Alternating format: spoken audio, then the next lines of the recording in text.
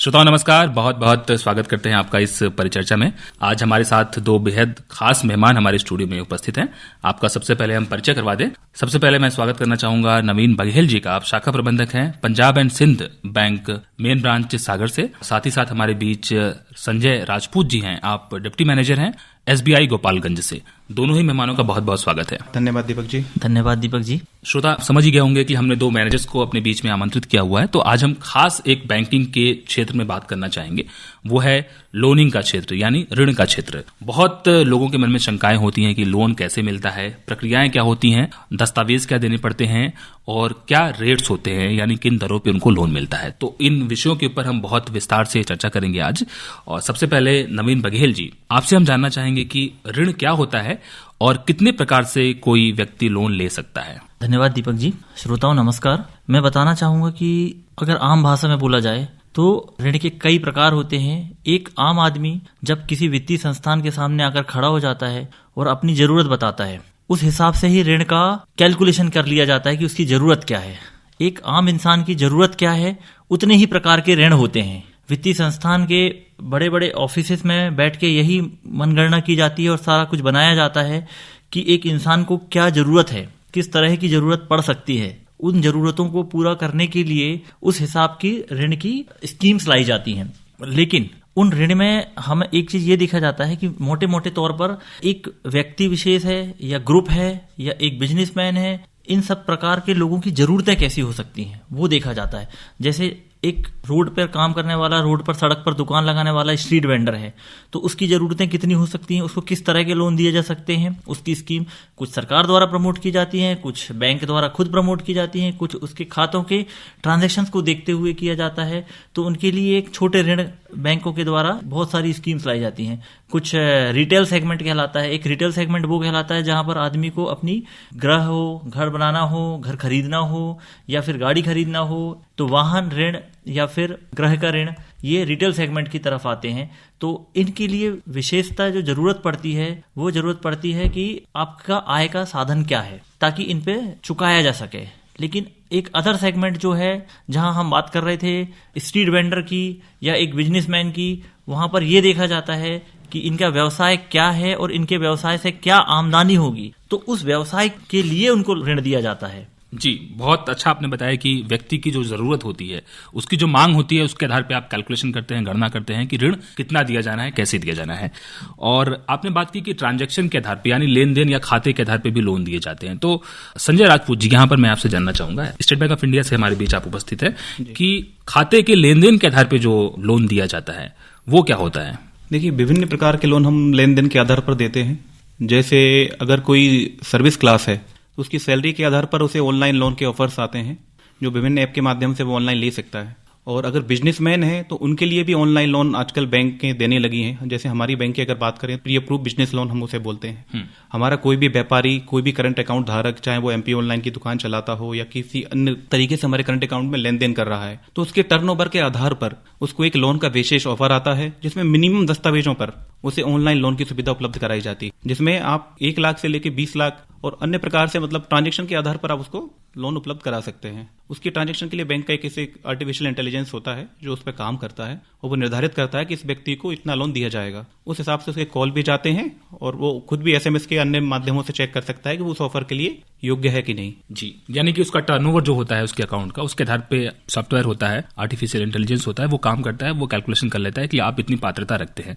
आपने minimum KYC की बात की, मिनिमम दस्तावेजों की बात की, तो वो मिनिमम दस्तावेज जो होते हैं वो क्या होते हैं। देखिए, अगर हम प्री अप्रूव बिजनेस लोन की बात करें तो सबसे पहले तो हमें ये देखना पड़ेगा कि जो भी यूनिट है, करंट अकाउंट धारक है, उसकी यूनिट का रजिस्ट्रेशन है कि नहीं। मतलब जो व्यापार वो कर रहे हैं उसका उन्होंने रजिस्ट्रेशन किया है कि नहीं किया है। अगर उन्होंने नहीं भी किया है तो भी बहुत ही सरल प्रक्रिया होती है उसकी। आप उद्योग आधार की साइट पर जाएं, अपना आधार नंबर डालें, अपनी फर्म का नाम डालें, अपनी कर्मचारियों की और अपनी फर्म की डिटेल्स डालें, तुरंत एक OTP आता है, आप उसको प्रविष्ट करें और आपका इमीडिएट एक उद्योग आधार नंबर बन जाता है। उसके अलावा आधार कार्ड की कॉपी और पैन कार्ड की कॉपी और आपकी फोटो, यही बस दस्तावेजों की आवश्यकता होती है प्री अप्रूव बिजनेस लोन पे, जो कि हमारा बैंक अभी बहुत तेजी से लोगों को देने के लिए अग्रसर है। कोई बहुत कठिन प्रक्रिया नहीं है, बैंक भी काफी सहयोग करती है इस मामले में।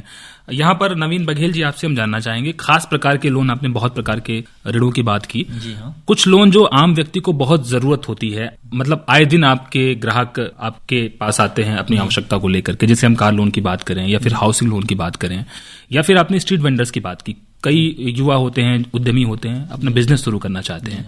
तो अगर हम इन 3 खास प्रकार की बात करें तो किस प्रकार से उनको लोन मिल सकता है, आप क्या बताना चाहेंगे? सर्वप्रथम उनका सिबिल देखा जाता है। जब भी कोई व्यक्ति आता है तो उसका सिबिल बहुत मैटर करता है इस बात पे कि उन्हें कितना लोन दिया जाना है, किस इंटरेस्ट रेट पे दिया जाना है और दिया जाना भी है या नहीं दिया जाना है। क्योंकि सिबिल एक इंसान की वो कथा बताता है जो उसकी हिस्ट्री है, जो वो अपने लिए हुए लेन देन को आगे चुकाया है या किस तरीके से उसने रखा है। उदाहरण के तौर पर हम 3 लोग बैठे हैं, हम 3 लोगों में से मान लो मैं आपके पास आकर कहता हूं कि आप मुझे 100 रुपए उधार दे दीजिए, मैं आपको 2 दिन बाद चुका दूंगा। आप मेरे पे पहली बार मिलते हो तो आप कहते हो कि हो सकता है कि आप चुका दो, हो सकता है ना चुकाओ। ये वो हिस्ट्री होती है सिबिल की जिसको हम -1 कहते हैं।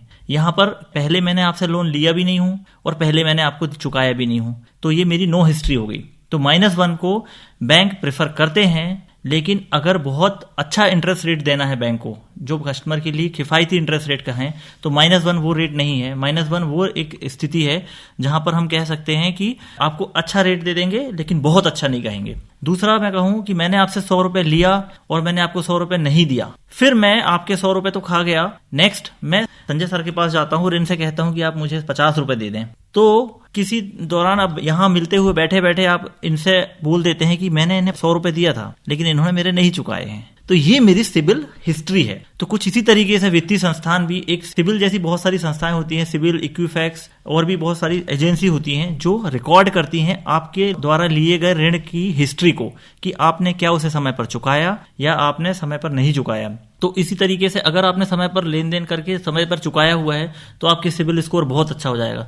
जैसे मैं उदाहरण देना चाहूंगा कि पंजाब एंड सिंध बैंक में अभी अगर आपका स्कोर 768 से ऊपर है तो आपको सबसे ज्यादा प्रिविलेज इंटरेस्ट मिलेगा, बहुत सारे उसमें फायदे मिलेंगे। अगर महिला है तो 0.10% और कम मिलेगा। इस तरीके से सुगम करके एक स्कीम है बैंक की, पंजाब एंड सिंध बैंक के द्वारा लाई गई है, PSB सुगम, जिसमें गवर्नमेंट एम्प्लॉय बहुत ही किफायती दर पर अपना वाहन ऋण ले सकते हैं। तो कुछ इसी तरीके से हर बैंक अपना एक स्कीम ला रही है, वो सिर्फ सिबिल के बेसिस पे आगे बढ़ रहे हैं कि सिबिल जो इंसान का अगर रिपेमेंट अच्छा है तो उसको पहले प्रमोट किया जा रहा है। यानी बैंक से आपने पहले कभी लोन लिया हुआ है और उसकी अदायगी आपने सही से की हुई है तो आपका सिविल स्कोर अच्छा होगा और आप एक दूसरे व्यक्ति की तुलना में ज्यादा अच्छे इंटरेस्ट पे लोन पाने की स्थिति में रहेंगे। जी हाँ। संजय कुमार जी, यहाँ पर आपसे कुछ जानना चाहेंगे। सिविल स्कोर की बात हुई तो स्टेट बैंक ऑफ इंडिया में सिविल स्कोर का क्या महत्व है? हालांकि सारे बैंकों में इसका महत्व होता है, तो स्टेट बैंक ऑफ इंडिया किन चीजों को खासकर ध्यान रखती है?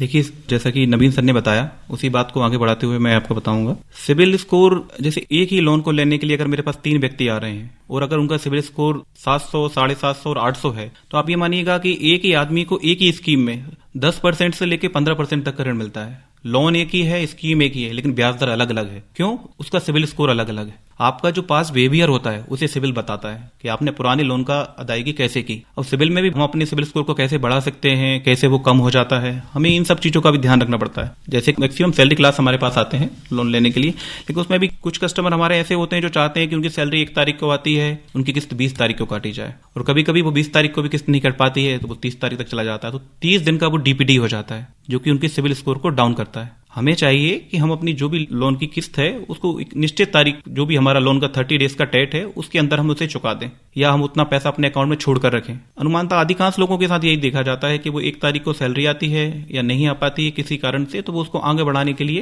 जोड़ देते हैं। सिविल स्कोर ही मतलब मुख्य घटक है, मेन फैक्टर जो है सिविल स्कोर ही है। सिविल स्कोर ही पूरी तरह से लोन को निर्धारित करता है। यहाँ पर नवीन जी, मैं आपसे जानना चाहूंगा कि कोई व्यक्ति अपने सिविल स्कोर को कैसे अच्छा करे ताकि वो अच्छे इंटरेस्ट पे जो है अच्छे रेट पे लोन पाए बैंक से। मैं उसी सवाल का जवाब देने वाला था दीपक जी, आप बिल्कुल वही पहुंचे हैं। जैसे संजय सर ने बताया है कि 10 डेज का या 20 डेज का DPD हो जाता है, मतलब कि आपका ड्यू हो जाता है लोन।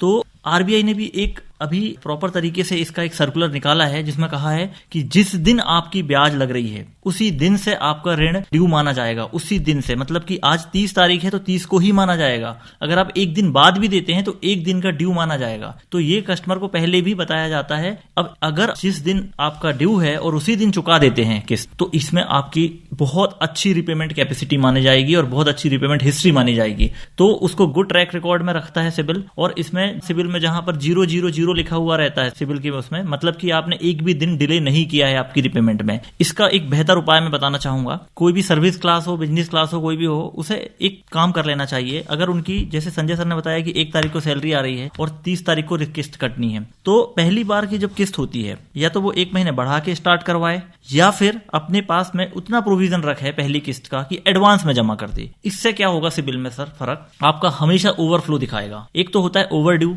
मतलब कि ड्यू चलना, एक होता है ओवरफ्लो। तो ओवरफ्लो को सिबिल कहेगा हमेशा कि ये आदमी ने हमेशा एक किस्त एडवांस रखा, तो उसकी सिबिल अपने आप ऊपर जाएगी। इसका फर्क आने वाली लॉन्गर जनरेशन में मतलब लॉन्गर लाइफ में बहुत फर्क पड़ेगा, बहुत फर्क पड़ेगा इसका। बहुत सारे ऋण जो लेने चाहेंगे। और एक और इंटरेस्टिंग बात बताना चाहूंगा दीपक जी मैं आपको, जिसका सिबिल अच्छा होता है बैंक उसके घर में जाता है और जिसका सिबिल खराब होता है वो बैंक के पास आता है। तो यहीं से आप अंदाजा लगा लीजिए कि हमें सिबिल कितना इंपॉर्टेंट है। जी, लोनिंग की अगर हम बात करें तो एक तरह से कह लीजिए कि ये बैकबोन है। आपका सिविल स्कोर जो है बैकबोन है, ऋण की हड्डी है। अगर ये आपकी मजबूत है, अच्छी है, तो आपको लोन बहुत अच्छा मिलेगा, बहुत ही कम ब्याज दरों पे मिलेगा। और यहाँ पर संजय राजपूत जी आपसे हम समझना चाहेंगे कि बहुत तरीके होते हैं लोन के लिए अप्लाई करने के लिए।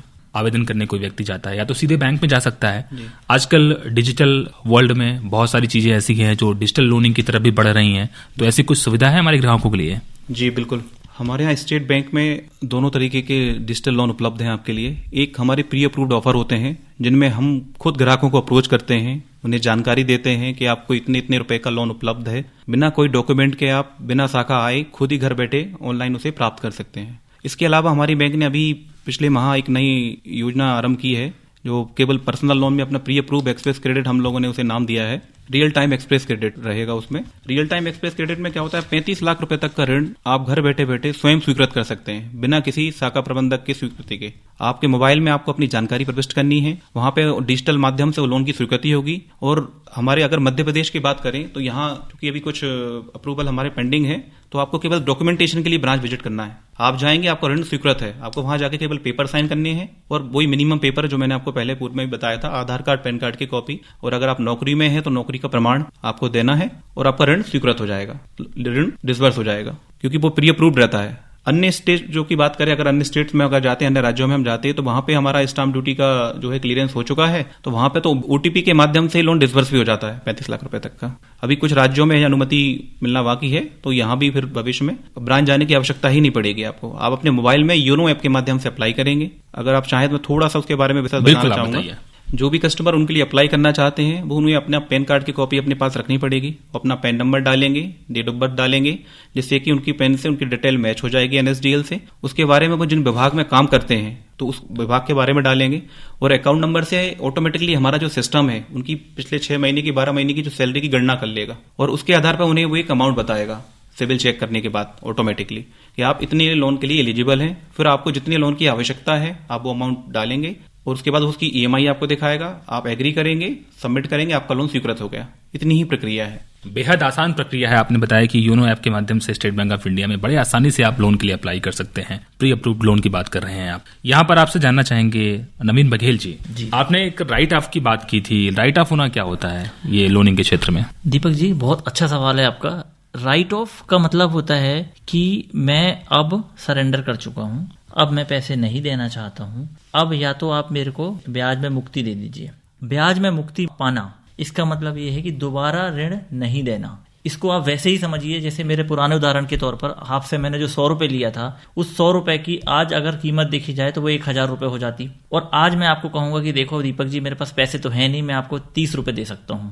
तो आप कहोगे कि कम से कम मेरे 100 रुपए भी डूबे, आज वो 100 की मेरी कहीं और वैल्यू भी होती, लेकिन कोई बात नहीं, अब मुझे 30 रुपए दे दो। लेकिन अब मैं दोबारा फिर आपसे अगर 20 रुपए भी मांगूंगा तो क्या आप मुझे देंगे? तो ऐसा ही फर्क है राइट ऑफ में। इसलिए मैं ग्राहकों से या सभी अपने श्रोताओं से निवेदन करना चाहूंगा कि राइट ऑफ की तरफ कभी भी ना जाएं, राइट ऑफ से बचें। जब बैंक आप पर भरोसा करके आपको एक बार ऋण दे रहा है तो 100 बार ऋण देगा, हर बार ऋण देगा, हर जरूरत को पूरा करेगा। बस आप अपनी रीपेमेंट रखें और टाइमली रखें।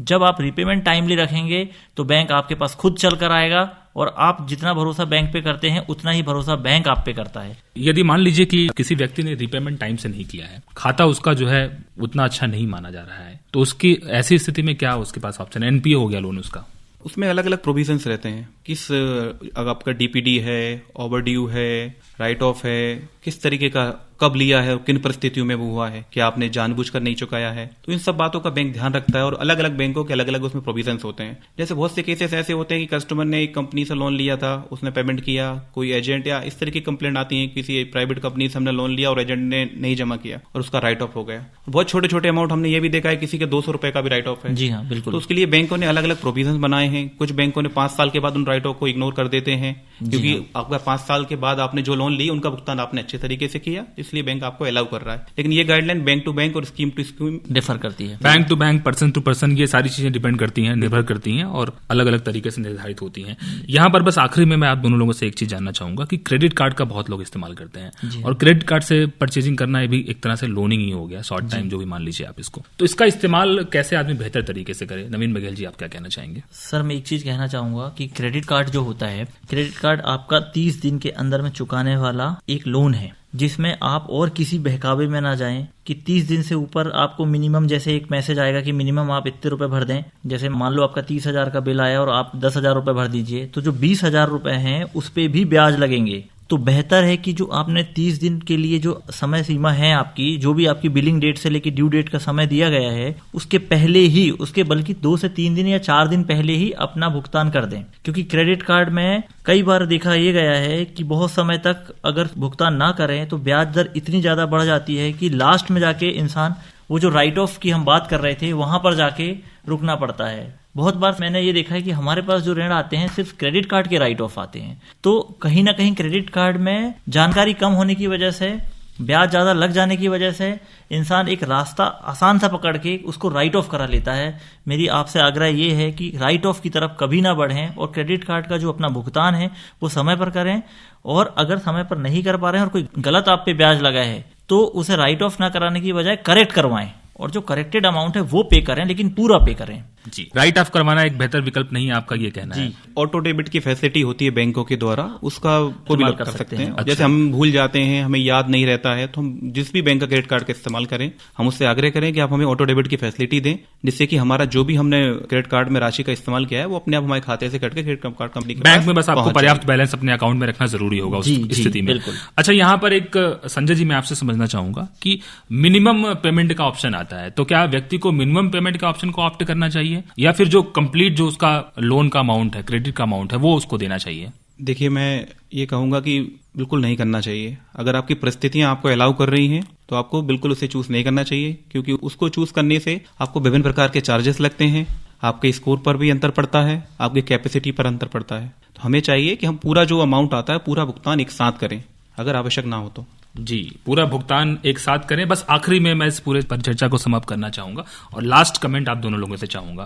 पहली मैं आपसे नवीन बघेल जी जानना चाहूंगा कि लोनिंग की बात हुई, बहुत विस्तार से बात हुई, सिविल स्कोर की बात निकल करके सामने आई, कैसे सुधरे ये, इसके बारे में क्या बताना चाहेंगे आप? कैसे सुधरे? ये ऐसे सुधरे कि हम आज ही एक प्रण ले लें। जैसे हमारे कहा जाता है ना कि जिसका जो लिया है वो ऊपर जाके देने वाली बात जो है दीपक जी, तो वही बात है कि हमने जिसका जो यहाँ लिया है वो ऊपर जाके नहीं देंगे, हम यही देंगे, पर समय पर देंगे। कई बार ग्राहकों के द्वारा मैं ये सुनता हूं कि सर चुका देंगे, 30 तारीख की बाद चुका देंगे, लेकिन 30 तारीख के बाद चुकाओगे तो वो जो आपका सिबिल है वो खराब कर चुका होगा, इसलिए उसके लिए पहले से प्रोविजन रखो। और मैं एक चीज कह रहा हूं, बैंकिंग बहुत आसान है और बहुत ही सस्ती है और आपके लिए घर घर पर उपलब्ध है और बहुत अच्छे से उपलब्ध है। तो इसका अच्छे से मजा लीजिए और लोन लीजिए, दिल खोल कर लोन लीजिए और दिल खोल कर लोन चुकाइए। इसी के साथ एक और बात ऐड करना चाहूंगा मैं, पंजाब एंड सिंध बैंक ने एक पीएसबी सत्कार एक स्कीम लाई है जो मात्र 7.25% के ब्याज दर से बिजनेसमैन के लिए है। आप करोड़ों का लोन ले सकते हो आपकी टर्नओवर और आपकी अदर कागजों के उस बेसिस पर। इंटरेस्ट रेट बहुत कम है, बहुत ही किफायती है। अगर इसके लिए कुछ जानकारी चाहते हैं तो हमारी मुख्य शाखा पंजाब एंड सिंध बैंक सागर में आकर जरूर संपर्क करें। धन्यवाद दीपक जी, बहुत बहुत। अब